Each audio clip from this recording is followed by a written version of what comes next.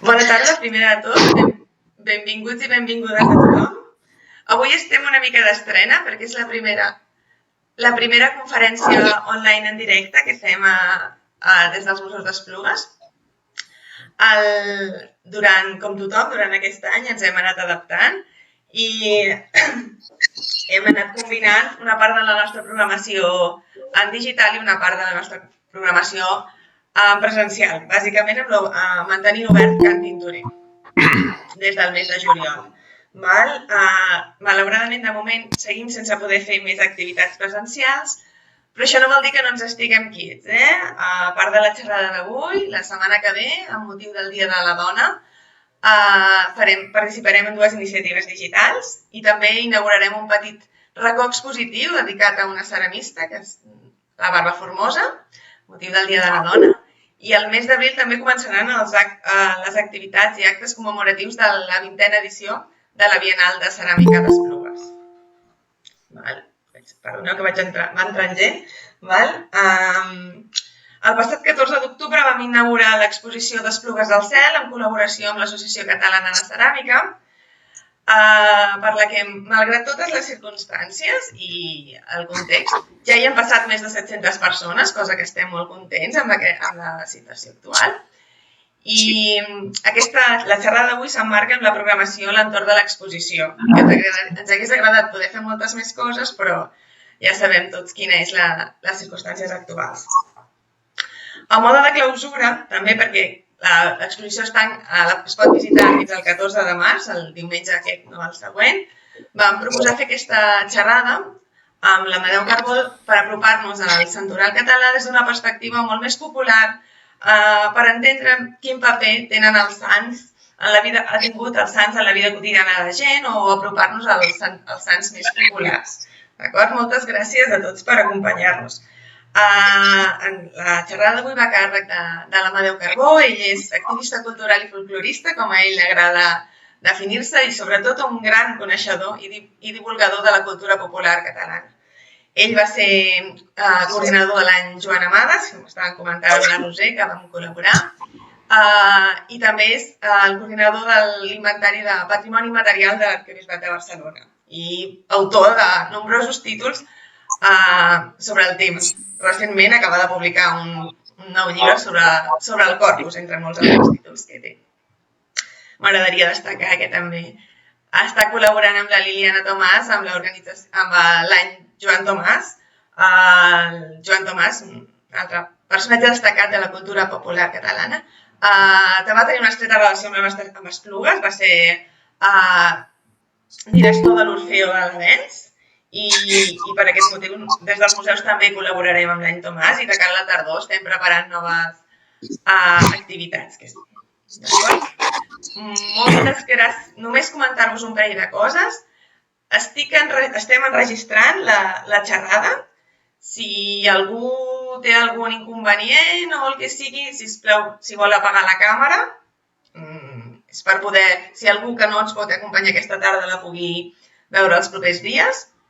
També tenim a les nostres companyes Begoña i Aroa que estan in situ a l'exposició i qualsevol cosa que necessitin o volguessin veure alguna de les plafons, elles ens ho ensenyarien ràpidament i simplement res més, donar la paraula a l'Amadeu i agrair-vos a tots que ens acompanyeu. Sense que ningú s'ho prengui d'això, mentre l'Amadeu està presentant, jo silenciaré tots els micròfons, silencieu-los, sisplau, si no és cas, per evitar acoplament del so, i qualsevol intervenció demaneu paraula, amb tota naturalitat que estem aquí entre amics. Moltes gràcies per acompanyar-nos aquesta tarda. Amadeu, tot teu. Em sentiu, Sí? Em sentiu? Molt bé, sí, perfecte. Bé, per mi també dic que és la meva primera conferència des de la virtualitat total, per tant ens estrenem tant vosaltres com jo. Dir-vos d'entrada que avui és 3 de març, és Sant Medir, pagès, Celedoni, Hiermenter o Amateri, i també celebrem les santes Cunegunda, que era Emperadriu, i Màrcia. Bé, al Santoral cada dia en trobem un munt de sants que ens van acompanyant en el calendari.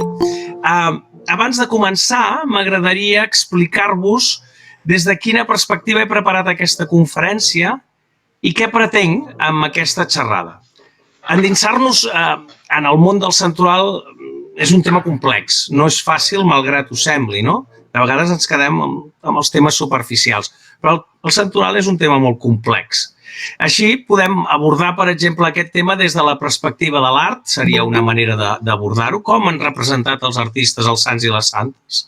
Des del punt de vista de l'espiritualitat i la devoció, seria una altra manera d'enfocar-ho.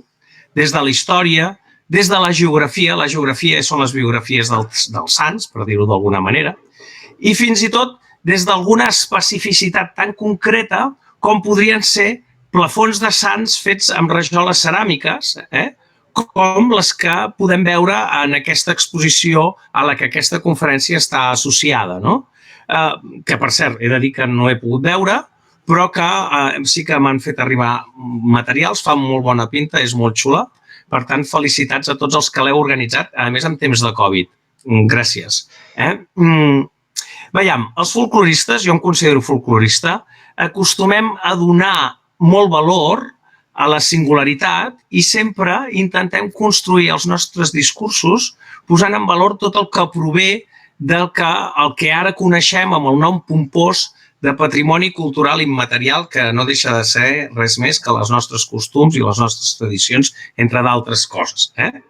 El santoral és un gran generador d'elements de patrimoni immaterial en totes les vessants amb les quals, per exemple, la UNESCO defineix el patrimoni immaterial. Absolutament en totes trobaríem que els sants hi tenen un raconet.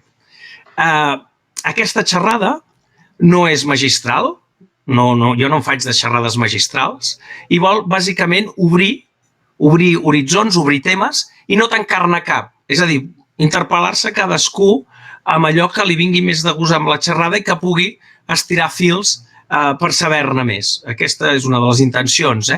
Per tant, la seva forma, el seu contingut, és volgudament genèrica i pretén això, despertar inquietuds per tot el que envolta el santoral.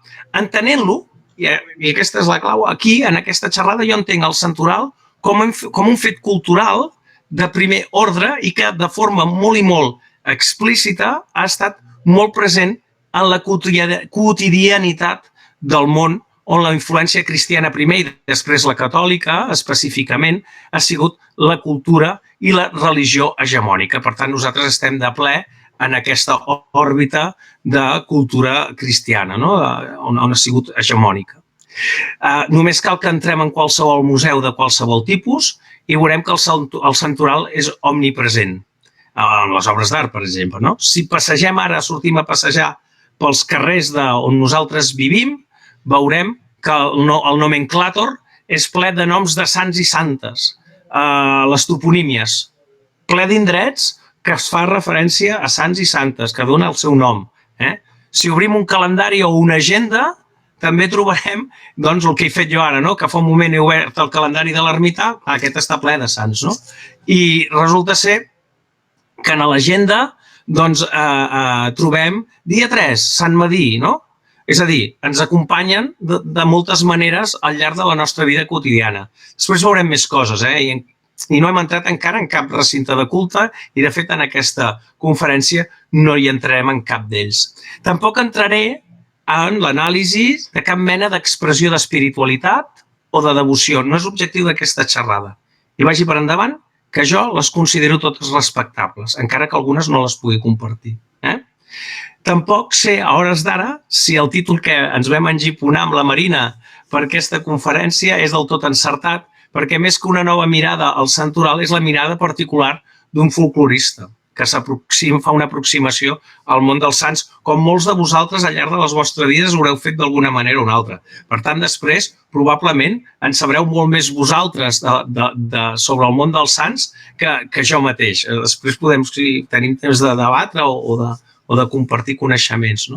I, finalment, dir-vos que, sobretot, el que pretenc amb tot plegat és que ens ho passem bé. Hem vingut a passar-nos-ho bé d'alguna manera amb aquesta xerrada. Comencem. Nosaltres abans, em sembla que ja ho he dit, venim de molt lluny culturalment. I per tant, cal observar d'entrada que era força complicat en els primers segles del cristianisme crear un panteó propi i nodrit de sants i santes que fos creïble, però que sobretot fos assumible i comprensible i que a més arrelés. Com va passar també doncs, amb el calendari festiu, part del santoral més primigeni també és fruit d'un fenomen que en diem sincretisme, una paraula que sona com molt lletja, fins i tot sincrètic, semblaria fins i tot un insult, però no, el sincretisme és aquest fenomen, és un fenomen complex, però es podria definir ràpidament, que és un fenomen de fer efectiu un constructe cultural o religiós a partir d'altres realitats preexistents. Per exemple, en el calendari ho veiem molt clar. Per exemple, la Candelera es superposa a les festes de les parentàlies, al Carnaval, a les Saturnals i a les Lupercals, al Nadal, al Natalis Solis, no? I així podríem contínuament veure com es van aprofitant els constructes culturals anteriors per construir un nou constructe. Això, que de vegades hi ha gent que s'ho mira com si el cristianisme hagués exercit com una mena de poder malèvol i que ho hagués absorbit tot, això és un fet que passa absolutament amb totes les cultures quan es construeixen. Normalment cap cultura neix de zero. I és així, això és un fenomen molt conegut. Doncs amb el santoral passa quelcom semblant. Així, déus, semideus i herois es camuflen dins el nou santoral, si més no, en alguns aspectes, els narratius i els llegendaris sobretot. Per exemple, el déu Mart, que l'esteu veient en pantalla, desemboca en Sant Martí. Un dels sants Dionís, perquè de sants Dionís com a mínim n'hi ha mitja dotzena, veu de la tradició del déu Dionís directament. I en trobaríem més, per exemple. Per exemple, Sant Pere, que acaba per tenir les claus del cel i controla trams, llamps i pluges, acaba sent una aproximació i acaba assumint rols de Júpiter. I un de molts curiós és el de Géminis, el de Pòl·lux i Càstor, que són els precursors del nostre Sant Cosme i Sant Damià. Això no vol dir que siguin calques exactes, però sí que hi ha assumpcions d'aquest tipus. Per tant, el santoral, com veieu, no va construir-se del no-res i ja tenia un fonament. El romà i el grec és el més evident i el més clar i és on nosaltres som una cultura que bevem del clàssic moltíssim. Però després veurem, si ens dona temps, fins i tot que podem seguir el fil dels nostres sants en d'altres cultures anteriors. Això ho veurem si tenim temps a l'hora de parlar de Sant Cristòfol. Perdó. Què és un sant o una santa? De què parlem quan parlem de sants? En aquest cas, els diccionaris serveixen per anar a buscar definicions, però no sempre t'aclaren el que és un sant i una santa, perquè de vegades és una realitat molt més complexa. En el cas del DIEC 2 ens diu que un sant o una santa és una persona canonitzada per l'Església. I és veritat, té raó.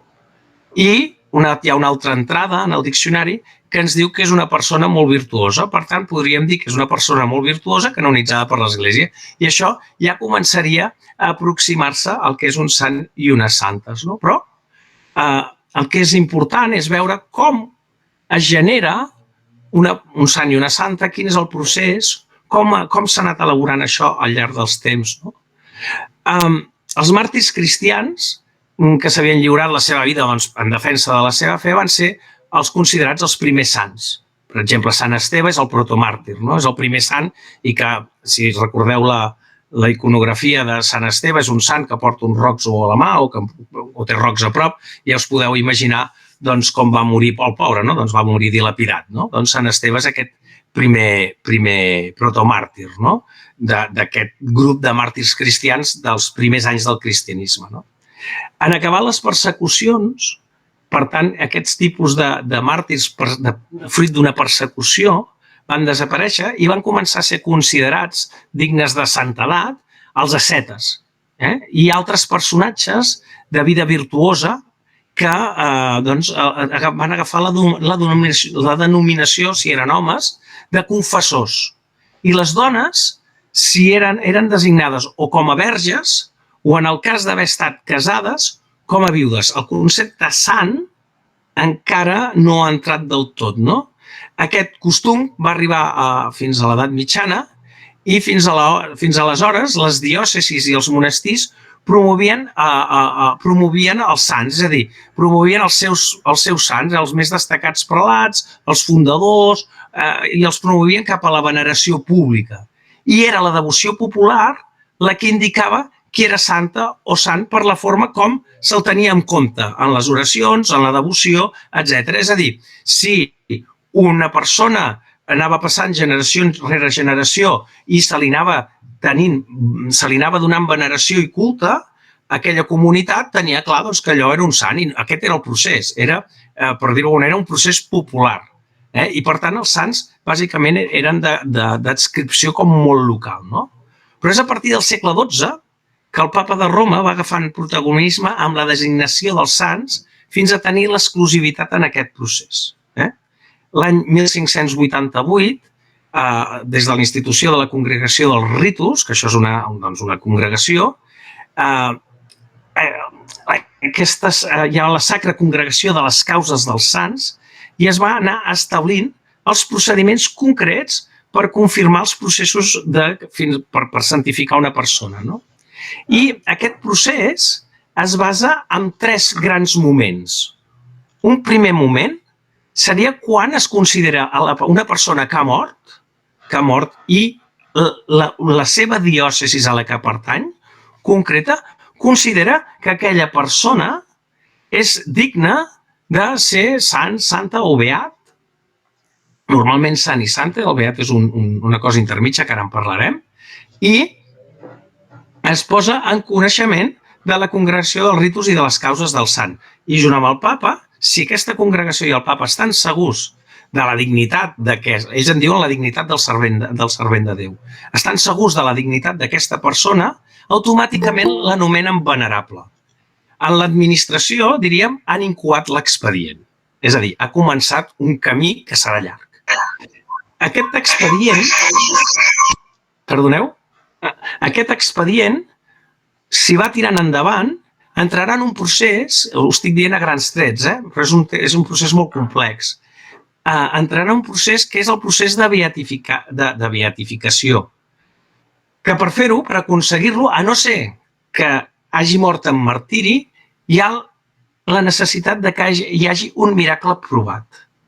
En aquest cas, es reconeix, si hi ha aquest miracle provat, es proclama aquesta persona beat i se'l reconeix la possibilitat de la veneració pública de la persona, que passa a ser reconeguda com beat o beata i circumscrita a la seva diòcesi. Hi ha beats que han estat molt més celebrats que molt més sants. Per exemple, en el cas de Barcelona, el cas de Sant Josep Oriol, a principis del XIX, el 1807, va tenir unes festes excepcionals que van durar 2 anys, 1806-1807, per celebrar aquesta beatificació. De vegades pot ser molt important per a la comunitat.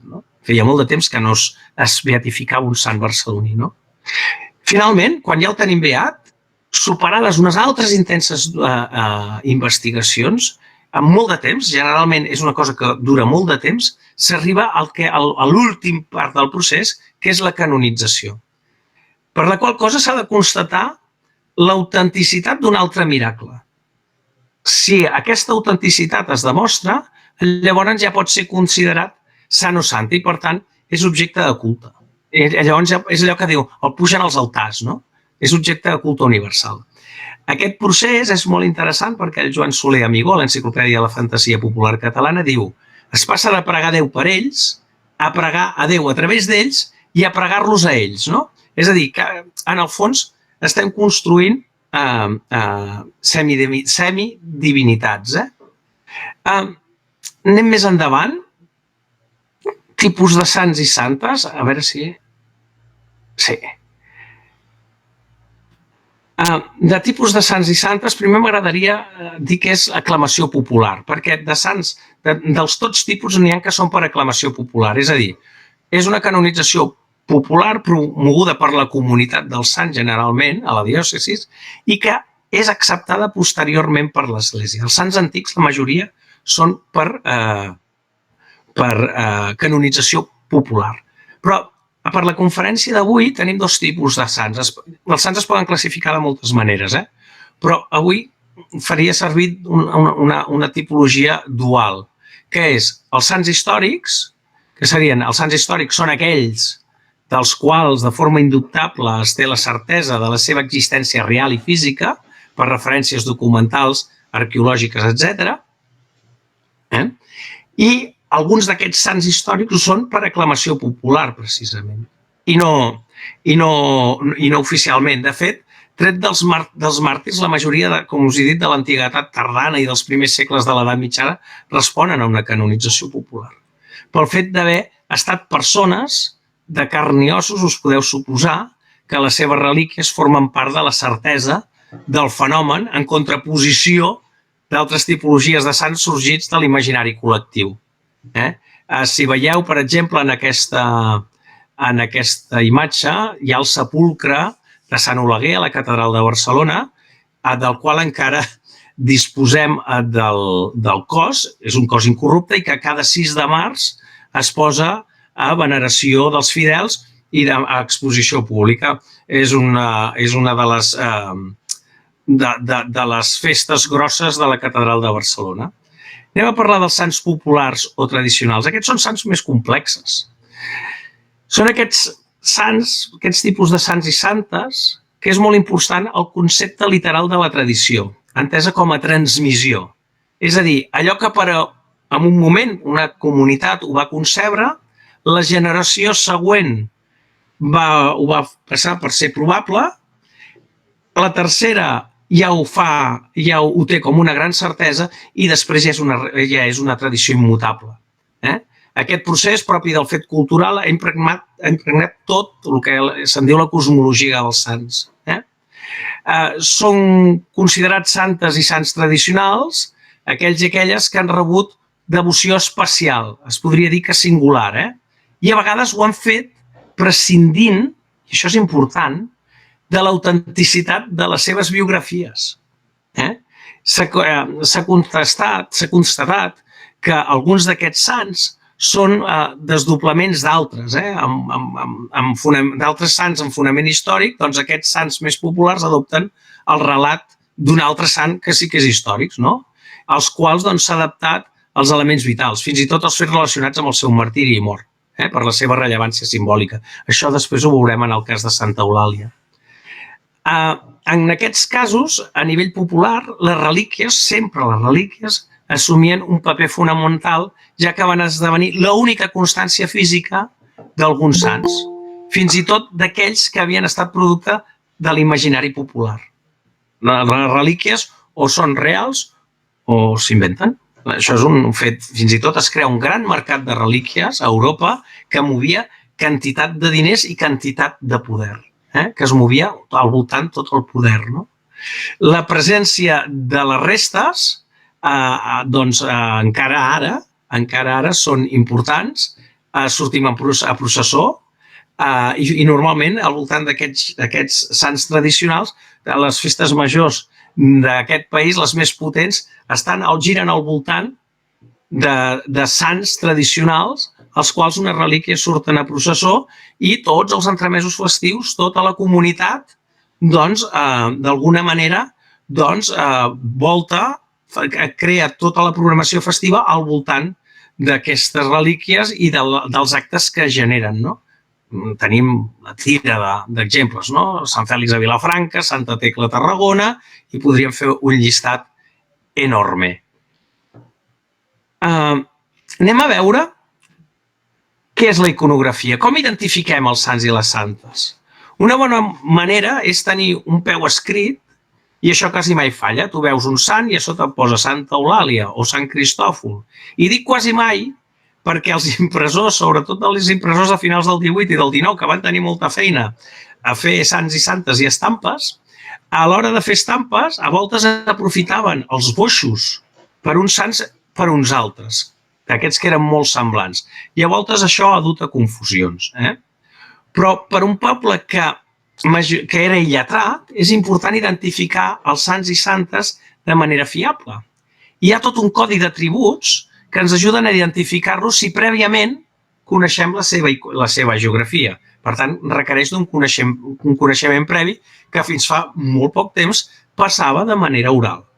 Per exemple, si un sant o una santa va acompanyada d'una palma, ens explica que va morir martiritzat. Ja tenim una dada. La palma ens diu que va morir martiritzat. I, a més, la palma també és un element molt antic, perquè la palma s'adopta, els romans, per ells, la palma era el sentit de la victòria. Per tant, el màrtir, amb la palma, el que ens està dient és que ha superat, amb la seva fe, ha superat la mort, no? Ja tenim una dada, el martiri. I si li afegim, per exemple, unes graelles, ens està dient que va morir al foc. És el cas que esteu veient, Sant Llorenç. Va morir a la brasa, per dir-ho d'alguna manera, volta i volta. Aquí ho veiem molt clar, hi ha altres elements, no? Tenim la palma, la graella, la dalmàtica, el vestuari, els abillaments són importants. Aquí ens està dient que és un diaca. Ens està dient que és un diaca, per tant, i l'halo o l'aureola, que també és un element molt antic i no és propi només exclusiu del cristianisme, doncs també ens diu això, que és un sant, no?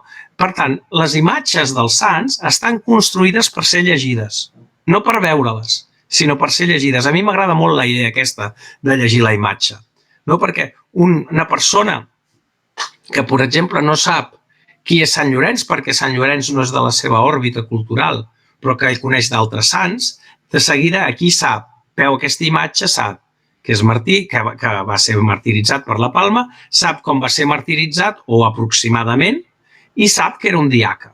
Això és fantàstic, perquè té tots els ingredients, només li falta el nom. Anem a veure els sants d'Esplugues, ja que estem a Esplugues, virtualment estem a Esplugues. Anem a veure, per cert, si voleu, tant en l'exposició com també en internet trobareu taules i taules d'atributs de sants que t'expliquen t'expliquen quins tipus d'atributs hi ha. Doncs si porta un llibre, si porta un bàcul, si porta una espasa, una corona, una maqueta, un drac, un globus, etc.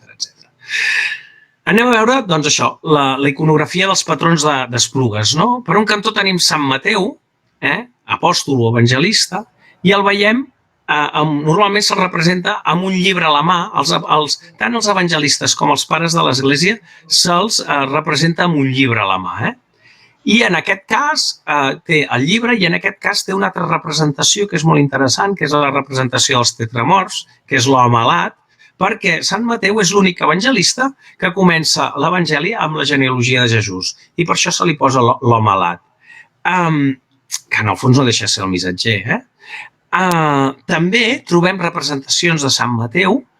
Sant Mateu era recaptador amb una bossa de diners o amb una bàscula de recaptador. Però normalment en el nostre entorn Sant Mateu sempre el trobarem, com els altres evangelistes, representats amb un llibre a la mà. Maria Magdalena. Aquest és un dels temes representadíssims a la pintura. Hi ha dos tipus de representacions de Maria Magdalena. Una, que és una dona amb melena, tal com s'ha representat en l'imaginari, amb melena i tal, i uns pots d'ungüents. Una fa referència al passatge on Maria Magdalena entra a la casa dels fariseus i ungeix a Jesús amb ungüents, i l'altra en què s'explica que Maria Magdalena va ser present en l'embalsamament del cos de Jesucrist abans de l'enterrament i, per tant, aquests ungüents formarien part d'això. Però la imatge que esteu veient és una altra. La imatge que esteu veient és un altre tipus de representació de Maria Magdalena, que és la Maria Magdalena penitent. Si us hi fixeu, quasi bé és un vànitas aquesta ceràmica. Hi ha una calavera, la creu, és a dir, la penitència, la reflexió, etc.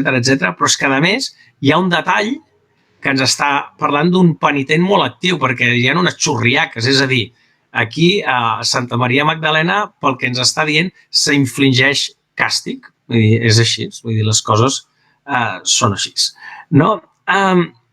Fins ara, un moment,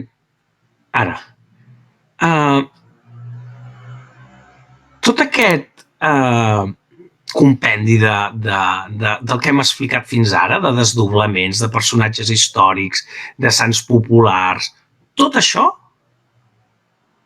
ho veiem de manera molt clara en la figura de Santa Eulàlia de Barcelona. Perquè Santa Eulàlia de Barcelona és un sant popular, sense cap mena de dubte. Sabem que al segle VI a Barcelona era venerada. És tradicional del tot. I a més, cada cop estem més convençuts de que és un sant històric. I alhora, ara us explicaré el del sant històric, i alhora és una figura que pateix desdoblament hagiogràfic. És a dir, el relat popular de Santa Eulàlia de Barcelona és una calca de la llegenda i del relat popular de Santa Eulàlia de Mèrida. Tot i així, mossèn Fàbrega va fer un estudi sobre la genealogia dels textos d'una santa i de l'altra i veiem que en els primers segles són totalment diferents. Hi ha dues branques de textos que s'acaben ajuntant. Per tant, estaríem parlant de dos personatges diferenciats. Però, a més, l'arqueologia ens diu que, primer, la tradició popular ens diu que Santa Eulàlia de Barcelona va ser amagada, el seu cos va ser amagat en un indret proper o a Santa Maria de les Arenes, ubicació de la basílica de Santa Maria del Mar, però anterior. I que a Santa Maria de les Arenes sabem que en els estudis arqueològics sabem que hi ha un punt on s'havia aixecat Santa Maria de les Arenes, hi ha un punt que hi ha un tumulatio santos. Un tumulatio santos és una agrupació exagerada de tombes. I sabem que els cristians tenien el costum, quan encara conservaven el costum dels enterraments romanitzats, doncs que tenien tendència on ells detectaven que hi havia un prohom o un cos sant a intentar enterrar-se el més proper possible a aquella tomba. I és d'allà on, al segle VIII, el bisbe Froduí va extreure el cos per dur-lo a la catedral de Barcelona. I com veieu, la seva iconografia és una iconografia d'una palma, que ens diu que és en martiri, i una creu amb aspa. Per tant, sabem que va morir crucificada. Però per què serveixen els sants? Quines funcions tenen? A veure, veiem. Oficialment, els sants serveixen com a models a imitar en la vivència de les virtuts. Són punts de referència pels cristians. Però la demanda popular dels mateixos cristians va per un altre cantó, que no té quasi bé res a veure amb això. Per un cantó tindríem sants que són intercessors, és a dir, que fan la feina de facilitar el contacte amb la divinitat. És aquella persona influent a qui tu li pots fer encàrrec perquè té contacte directe amb la divinitat. D'altres tenen funcions de protecció. Són aquells sants que ara en temps de pandèmia podrien treballar una miqueta i ens anirien una miqueta bé, no? Perquè, per exemple, estem parlant de Sant Roc, de Sant Sebastià, de Sant Domingo. Bàsicament, en època de pesta, se'ls treia en processó, etc. En tenim d'altres que no són protectors, però són guaridors. Per exemple, Sant Àgueda en temes de pit, Sant Blai, mira, ara m'aniria bé Sant Blai per temes de gola, o Santa Llúcia per temes de vista. Després en tenim uns altres, que aquests són molt divertits també, que són els facilitadors. Són facilitadors de determinades gràcies i coses. Per exemple, Santa Rita o Sant Judes Tadeu, ambdós estan especialitzats en aconseguir coses impossibles. O Sant Pancràs, no? El Sant Pancràs que nosaltres el tenim molt arrelat a la nostra cultura i també és un sant tradicional i és dels antics. Salut i feina al nostre braç. Com veieu, molts d'ells són especialistes en determinats temes. Un altre, Sant Honorat, i Santa Magdalena també, són especialistes, per exemple, en trobar coses perdudes. En castellà, fins i tot, hi ha una mena de sortilegi que cal agafar un tovalló i fer-li un nus quan has perdut una cosa i resar. San Honorato, los cojones te ato. Si no me lo encuentras, no te los desato. I a mi m'han explicat que això funciona. Jo no ho he fet mai, A mi m'han explicat que això funciona. Aquest eixarm dedicat a Sant Honorat troba un equivalent a Catalunya amb Santa Magdalena.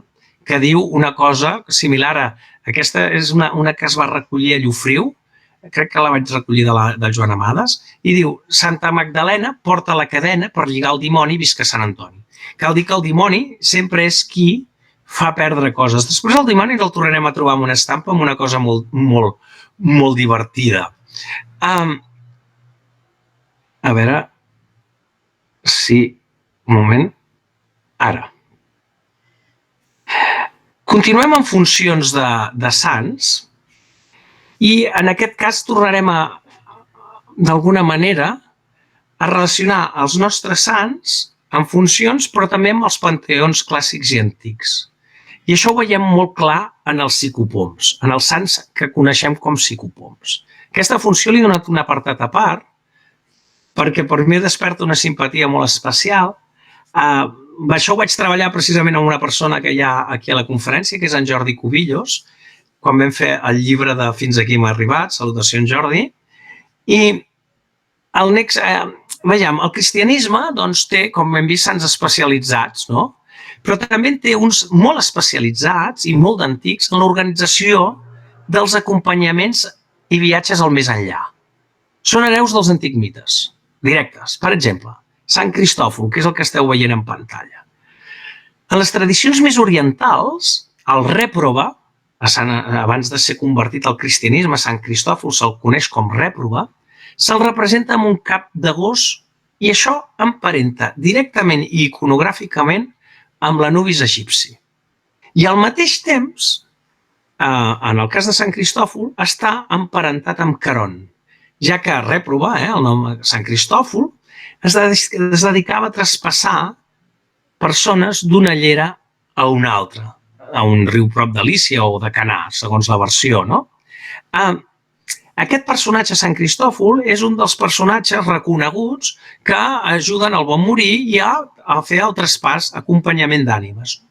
Dins aquest gran grup de psicopoms tenim l'arcàngel Sant Miquel, que té funcions relacionades amb el guiatge de les ànimes, també.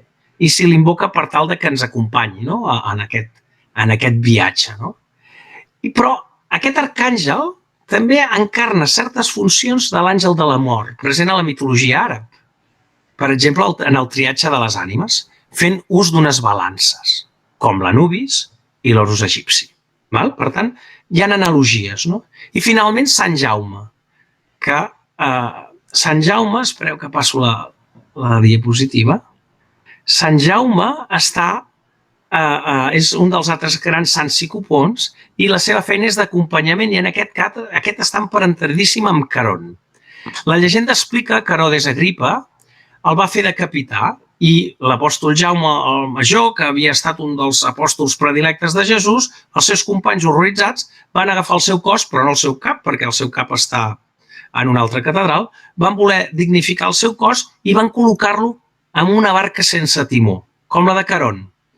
I l'embarcació fèretre, és a dir, una embarcació fèretre, va ser lliurada al mar sense rumb, que va fer, i aquesta barca, Chino-Chano, va arribar, d'una manera inexplicable, a Santiago de Compostela i va ser acabat enterrat en el subsol de l'actual, el lloc on actualment s'alça la catedral de Santiago. Doncs, Sant Jaume també està emparentat amb el Caron, però és que n'hi ha molts més, perquè d'aquests sants que acompanyen ànimes, per dir-ho d'alguna manera, estaríem parlant dels que van, per exemple, tots aquells sants que normalment van damunt d'un cavall blanc.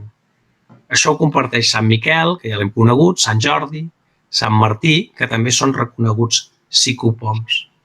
I per finalitzar un detall, per finalitzar aquest apartat, la Via Làctia la coneixem com Camí de Sant Jaume i la creença popular recull que és el camí de llum per on han de transitar les ànimes per arribar al cel.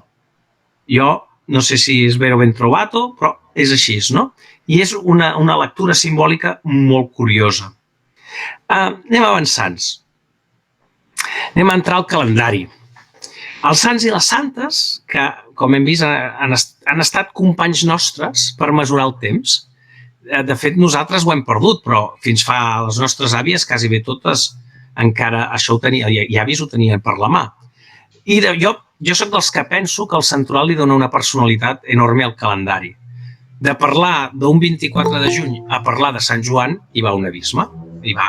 Ens està definint, el fet que hi ha per Sant Joan i ens està definint tot un seguit de coses, no? En la quotidianitat, fins fa relativament poc, jo això encara ho he viscut amb la meva àvia, per exemple, no? Les mesures temporals es feien atenent al santoral. Per exemple, les diades dels sants s'usaven com una referència temporal claríssima i tothom la comprenia. Per exemple, un viatjant del que fos li deia a la meva àvia: així Asunción, ara ens tornarem a veure per Sant Josep. I potser allò era el mes d'agost. Però ja estava dit tot, aquell home tornaria al mes de març. Potser no tornaria el dia de Sant Josep. Però per aquells vols. És a dir, el calendari el teníem compartimentat a partir dels sants, no? No cal dir que el calendari agrícola, sembres i collites, treballs domèstics, etc., sempre relacionaven amb el sant de torn, no? Per Sant Martí mata el porc i enceta el vi. Per Santa Àgueda planta l'alfàbrega. I podríem anar continuant, no? Alguns dels esdeveniments més importants de la comunitat i que no són religiosos porten el nom d'un sant que ens permet ubicar-lo amb precisió en el calendari. La Fira de Sant Miquel. Pam, Lleida. Una de les dates importants de Lleida. Una fira multisectorial, però és la Fira de Sant Miquel. Per tant, el dia de Sant Miquel continua sent important per ubicar la fira. Encara que de vegades la fira ja no es faci per Sant Miquel, o es fa el cap de setmana abans o el cap de setmana després, m'enteneu? Però això és un fet que passa, no? D'altres ens indiquen moments concrets astronòmics, no? Per Santa Llúcia un pas de puça, per Sant Esteve un pas de llebre, per Nadal un pas de pardal. És a dir, ens està dient quan s'allarga el dia. Això pel que fa a grans trets del calendari. Hi ha un altre apartat dels sants que és molt important o molt interessant, que és tota la idea dels sants patrons. A veure, un sant patró o una santa patrona és un protector. És un sant protector, però d'un grup concret, particular i definit. Aquest grup pot ser els integrants d'un ofici, d'un poble, d'una ciutat concreta, d'un país. I el fet d'escollir un sant o un altre pot ser conseqüència de múltiples variables. Alguns són per circumstàncies directes de la vida del sant. Per exemple, Sant Josep, patró dels fusters, degut a que ell ho era de fuster. Al mateix temps passa amb Sant Cosme i Sant Damià, patrons dels metges, o Sant Eloi Ferrer, o dels ferrers, o Sant Lluc dels pintors. Era l'activitat d'aquests sants, doncs el patró dels que segueixen fent aquesta activitat. D'altres, el seu patronatge ve donat pel martiri que van rebre abans de morir. Així, Santa Llúcia és patrona dels oficis que necessiten una vista afinada, com les modistes, per exemple, ja que en el seu martiri li van arrencar els ulls. Sant Ferriol és protector dels vinaters, ja que el seu martirologi explica que el seu cos va ser amagat dins una bota de vi de la que rajava sense parar un vi d'excel·lent qualitat. Un tercer grup de sants patrons serien aquells que han esdevingut protectors a partir d'una delicada situació de la comunitat i que aquesta, a partir de rogatives, oracions i d'altres oficis religiosos, han obtingut aquest favor.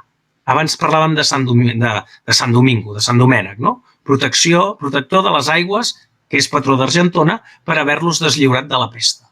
Un cas semblant passa amb el veïnat de la Plaça Nova de Barcelona amb Sant Roc.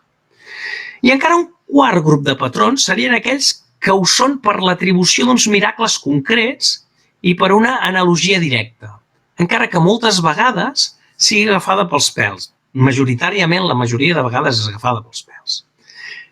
Amb aquests fets han assolit un patronatge. Anem a posar un exemple molt curiós i singular. Anem cap al Vallès Oriental i anem a l'ermita de Mont-ras, situada entre l'Ametlla i Bigues i Riells. Aquesta és coneguda popularment com de les Vespes, Sant Bartomeu de les Vespes. Com sabeu, a la Guerra Civil les campanes de les esglésies eren estavellades dels campanars per fondre'ls i convertir el bronze en armament i munició.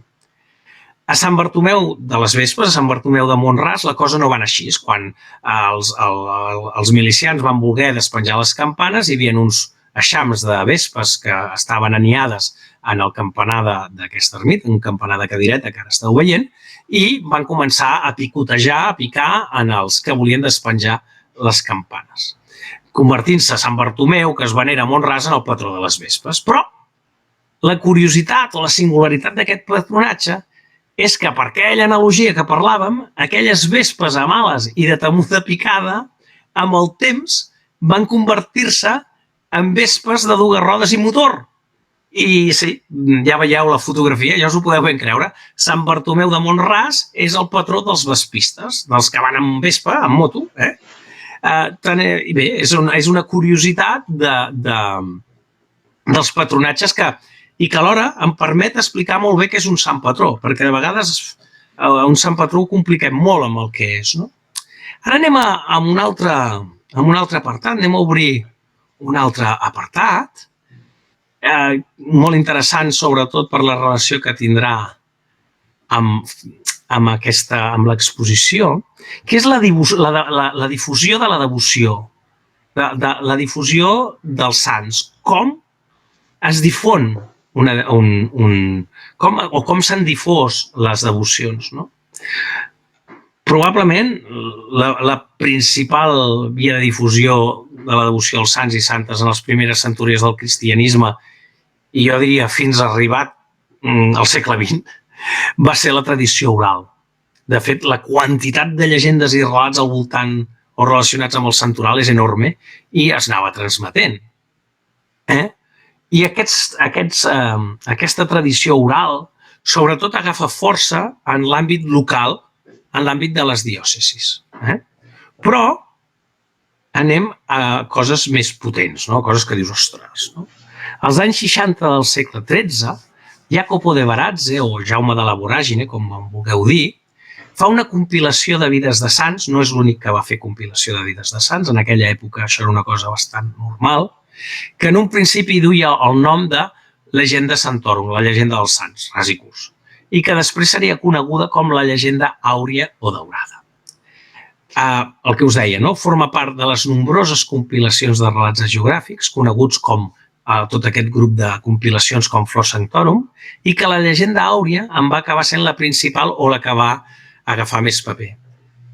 De fet, junt amb la Bíblia, la llegenda àurea és una de les obres més copiades. És un veritable best-seller de l'edat mitjana, de l'època mitjana, renaixentista, 18, 19, perquè a part de partir del 15 les impressions i còpies que se'n va fer, s'ha copiat i recopiat diverses vegades, però fent sempre edicions corregides i augmentades. És a dir, si la primera versió tenia unes 180 llegendes de sants, a mesura que es anava copiant i recopiant i incorporant, algunes han arribat a tenir 400 hagiografies de sants i santes. Per exemple, la llegenda dels sants rossellonesos és una que als filòlegs els encanta pel català que en fa ús, és una d'aquestes versions. Doncs una de les utilitats d'aquestes recopilacions és que van ajudar enormement a fixar i a difondre les iconografies, allò que parlàvem abans. I és on els artistes en cada moment anaven a raure, es feien accedir a alguna còpia per veure com havien de representar aquell encàrrec que havien obtingut per fer les seves creacions. Jo en tinc uns exemplars, però perquè veieu fins on ha arribat. La meva és de Naia Editorial, vull dir que encara se segueix publicant. És la llegenda àurea és tantíssim per entendre la transmissió dels relats i per entendre la iconografia, com s'arriba a aquest acord iconogràfic general en tot el món cristià. I ara obrim un apartat també dedicat a la difusió de les devocions, però que per mi aquest té un interès especial en aquesta conferència, ja que tenen una relació directa amb els plafons de ceràmica de l'exposició. Veiem, seguim parlant de difusió, no ens sortim encara d'aquest tema. Veiem, primer, parlar de les capelletes de carrer, això ho coneixem tots. Les capelletes de carrer són l'expressió urbana de religiositat popular per excel·lència que està sobrevivint amb salut al pas del temps.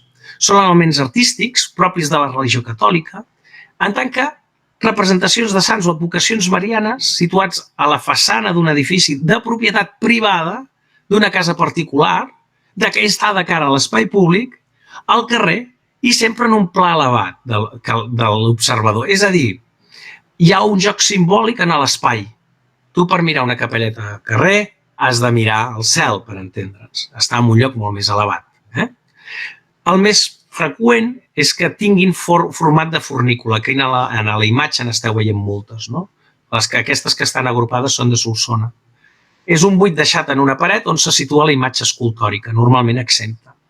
Però també n'hi ha de formes i composicions de rajoles decorades, aquí n'hem vist a l'exposició, així com d'algun altre format, també. N'hi ha que són una peana incrustada a la paret i el sant està pelat allà a sobre. És molt important perquè normalment presideixen aquell entorn, esdevé un entorn sagrat no entès com ho coneixem els cristians, sinó sagrat des del punt de vista antropològic, és un lloc diferent, i aquest entorn normalment al voltant d'aquella plaça, d'aquell carrer, d'aquella capella de carrer, normalment hi passen coses de l'interès del col·lectiu. Això vol dir, des d'actes votius o devocional, com podria ser un rosari un cop a l'any, a autèntiques festes majors al voltant d'aquell sant que està en aquella capelleta de carrer. Doncs les capelletes de carrer són per mi, les considero com un dels agents de difusió dels sants. Anem a un altre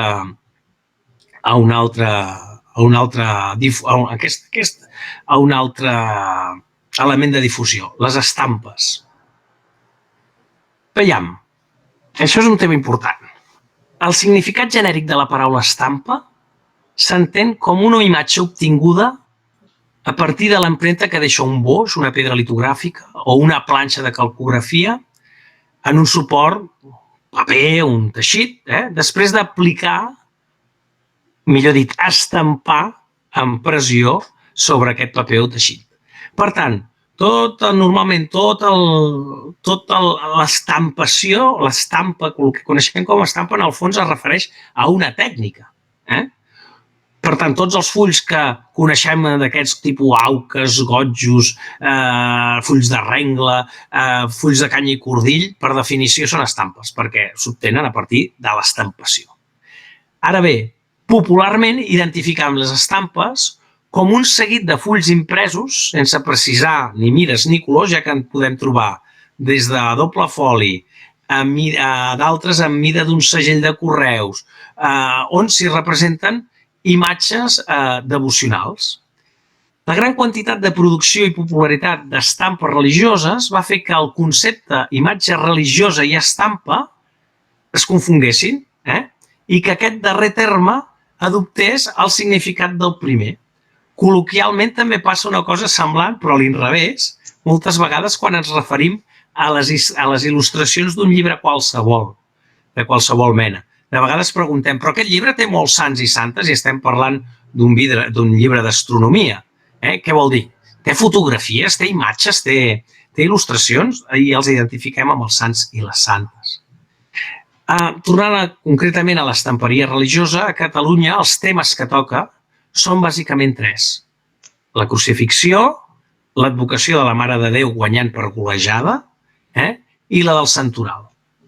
La seva producció a Catalunya va ser realment molt extensa.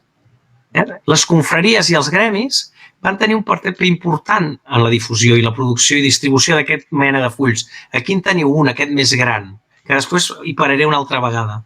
Cada any aquestes corporacions feien imprimir estampes amb la imatge del seu patró i aquesta estampa era utilitzada com a rebut un cop s'havia pagat la quota anual. L'establiment agremiat exhibien les estampes per dos motius. Una, per donar garantia de que la seva activitat estava avalada per un gremi i per acreditar l'antiguitat de la casa, ja que les anaven acumulant a la vista dels clients. És de suposar que com més acumulació, més experiència, per tant, més bon producte. Però les estampes religioses també tenien altres tipus de funcions a part de l'esmentada.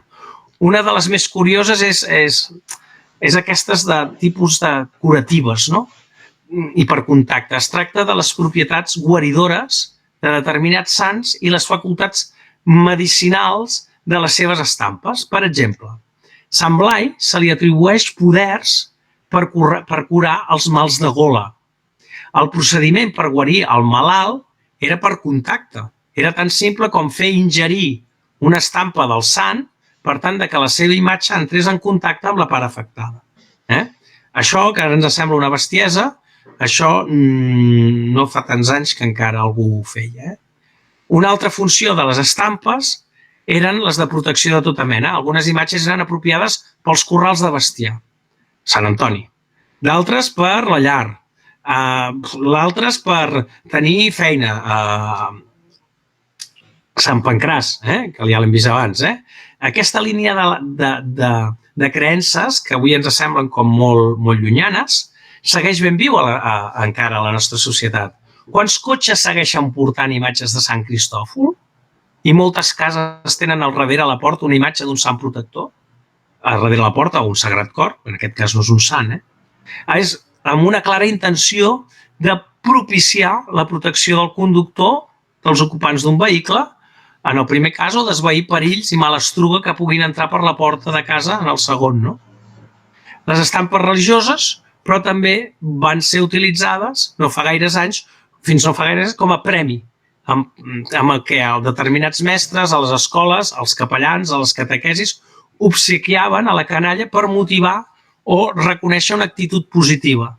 Era un reforç positiu en l'aprenentatge. Els nens, i actualment els que ja no són nens, les col·leccionaven i se les intercanviaven entre ells, tal i com ho fèiem amb els cromos també. Però que, en certa manera, els cromos són hereus d'aquest tipus d'imatgeria impresa. És a dir, entre els cromos i les estampes dels sants hi ha analogies importants. Les estampes avui estan de baixa i ja no és tan usual veure un moneder o una cartera amb l'estampa de la Mare de Déu d'un sant determinat. Però actualment la seva venda es limita per norma general a les botigues de sants, a les botigues de records, en els basars xinesos en aquests moments també n'hi ha, en records d'esglésies i santuaris, però d'elles n'ha derivat d'altres tipus de productes, per exemple, clauers, visors, postals, bolígrafs, culleretes de plata, pins, etc. Tots aquests productes amb la imatge de la vocació corresponent. Mireu-vos bé la imatge, aquí us he posat dues imatges, però vull que us veieu els cofrares i cofrareses del gloriós sant Crespí i Crespià. Aquesta imatge és una imatge gravial, és una imatge que a mi me l'ha facilitat l'Albert Domènech, el Piscolabis, que li agraeixo, no sé si està per aquí, per tant, gràcies Albert, que li vaig dir, necessito una altra, i m'ha enviat aquesta. Aquesta és de les Illes i posa, jo no ho veig bé, però posa per l'any 1817 i l'any 1818. És a dir, estem parlant d'un rebut. És un rebut. Però d'aquesta imatge que veiem els dos sants, recordem que aquests dos sants eren sabaters i per tant estan adscrits al gremi de sabaters. A darrere hi veiem un dels martiris que abans van patir, però hi tenim un tercer personatge a baix, a la dreta, que és el diable coixet. El diablo cojuelo. És el diablo cojuelo, que en català es diu el diable coixet, que aquest diable és un diable molt conegut a nosaltres, llevat d'aquella gent que són lletraferits i estan ficats amb el tema de la literatura i concretament tracten el tema del diable cojuelo. Però el diable coixet és un dels diables que a nivell popular s'explica que quan tots els àngels van ser tirats avall del paradís, etc., aquest és el que va caure primer i tots li van caure a sobre. I tots els dimonis van sortir sants i estalvis i aquest és el Diablo Cojuelo, que no deixa de ser un personatge simpàtic. A mi m'ha fet molta gràcia trobar-lo en una estampa d'aquest tipus. És molt curiós, el diable coixet en una representació d'una estampa religiosa, suposant que sigui el diable coixet. Però vaja, jo, un tio amb banyes i amb una cama i una pota de fusta, jo crec que queda bastant clar. I per anar, vaig acabant, em queda molt poquet, un altre element de difusió, anem a buscar un altre element de difusió i que està emparentadíssim amb els plafons de rajoles que teniu en el museu i perquè, a més, n'hi ha imatges que són calcades, és a dir, els ceramistes agafen les imatges que veuen els gotxos i les reprodueixen. Són els gotxos. A veure, els gotxos, com ja us he dit abans, pertanyen de totes al gènere de les estampes religioses, però les seves característiques singulars les hem de considerar com un gènere propi i, per tant, mereixen aquest apartat deslligat de les estampes. Els gotxos són fulls d'imatgeria impresa més estesos. Jo recomano un llibre de la Montserrat Galí, que es diu aquest llibre es diu Imatges de la memòria, els quantifica amb més de 30.000 exemplars coneguts a Catalunya. I, per tant, el goig el podem definir com himnes o cançons de lloança a la Mare de Déu o un determinat sant o santa. L'estructura del full el podem dividir, i aquí amb aquest full, que he agafat un full que no té res d'excepcional, però es veu molt clar l'estructura, no? En 3 parts. La primera seria el text. Segons Antoni Comas i Martí de Riquer, Història de la literatura catalana, les estrofes del goig deriven de l'antiga dansa provençal, que juntament amb la balada formaven part de les cançons de dansa. Abans es dansava per tot. Per tant, hem de considerar la possibilitat que en un principi el goig fos ballable. De fet, tenim notícies d'himnes i cançons de caire religiós que eren ballables i dansades, sobretot amb motiu de peregrinatges. Per exemple, en el cas del Llibre Vermell de Montserrat, ens consta que hi ha una peça que porta per nom la ballada dels goigs, en aquest cas, de Nostra Dona en vulgar català e Vallredon, un ball rodó. La segona part de l'estructura del goig correspondria a la imatge, que en molts dels casos, allò que us comentava al principi, els impressors aprofitaven d'un goig a un altre, per tant no és d'estranyar que moltes vegades trobem una mateixa imatge en fulls de goig dedicats a diferents advocacions. Això passa molt amb els sants que són bisbes. La tercera part del goig correspon a una notació musical que en aquest full no hi és, i cal dir que aquesta aportació és relativament moderna i que no s'acompleix en tots els gotxos. En aquest és un que no s'acompleix. I que al final hem de pensar que el consumidor del goig acostumava a valorar sobretot la imatge, és a dir, l'estampa, perquè normalment era lletrat i la lletra la sabia per tradició oral, per tant no sabia llegir i tampoc sabia interpretar una partitura. La melodia l'havia après boca-orella. Però l'interès del goig va més enllà en un cant de lluança d'una advocació concreta. Els gotxos acostumen a tenir un abast territorial definit i recullen dins del text llegendes locals, històries curioses del passat i anècdotes del lloc. Avui els gotxos segueixen vigents, es veneren en santuaris, ermites, esglésies i són també objecte d'estudi i col·lecció. I fins i tot hi ha entitats dedicades als gotxos, com els Amics dels Goigs de Barcelona. I per un altre cantó dir-vos que també la seva producció ha evolucionat i els de nova creació n'hi ha alguns que són de disseny, autènticament de disseny actualitzat i contemporani. I ja per acabar, perquè us estic donant una tabarra impressionant, us vull parlar d'un sant que no és un sant, però reuneix totes les condicions del que hem parlat. I perquè veieu que això dels sants també és molt relatiu. Us vull parlar del Santet del Poblenou. Per què? Perquè reuneix tots els ingredients de com es podia santificar una persona als primers temps del cristianisme. És a dir, per aquesta voluntat popular local de que aquella persona fos venerable. No té res a veure amb la confessió catòlica, però al voltant d'aquest santet s'han generat tota una devoció popular, fins al punt que el pany de paret del cementiri on hi ha la seva tomba s'ha adaptat a la creixent devoció i veneració que aquest santet experimenta. El Santet de Poblenou està de moda. Es deia Francesc Canals i Ambròs, més conegut, ara ja tothom el coneix com el Santet del Poblenou, i és un personatge totalment allunyat de les celebritats, del poder, dels diners, de la cúria, de qualsevol indicació religiosa. No. Però al seu voltant ha crescut tot un santuari populars. Flors, exvots, peticions escrites s'amunteguen al voltant d'aquest nínxol, perquè estava al nínxol del cementiri del Poblenou. La seva biografia us podria dir que és gens o poc documentada, però també té tradició oral, ja que ens diuen que aquesta tradició oral ha estat l'encarregada de mantenir viu el record d'aquest jove que va morir que això sí que ho sabem, a l'any 1899 amb 22 anys, convertint-lo, perquè el vam convertir els ciutadans, en venerable. I al mateix temps amb una llegenda urbana. Del santet del Poblenou s'expliquen miracles, curacions, que actua d'intercessor de les peticions que la gent li fa arribar, per exemple. Però cal aclarir que mai intercedeix per temes de diners. En algun lloc he llegit que és el santet dels miracles proletaris.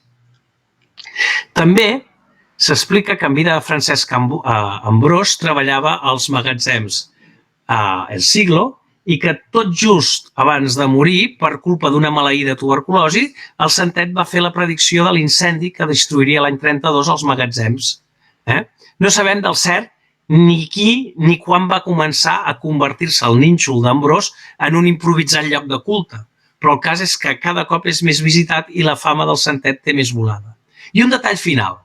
Si aquest escrit, en aquest cas aquesta conferència, us ha fet descobrir la tomba de Francesc Ambrós, el santet del Poblenou, i voleu anar a cercar el seu ajut, no oblideu d'entrar-hi per l'esquerra del nínxol i sortir-ne per la dreta, mai retrocedint sobre les vostres passes. Forma part del ritual. Per què? No ho sabem, però les coses són així. Moltes gràcies per la vostra atenció. És com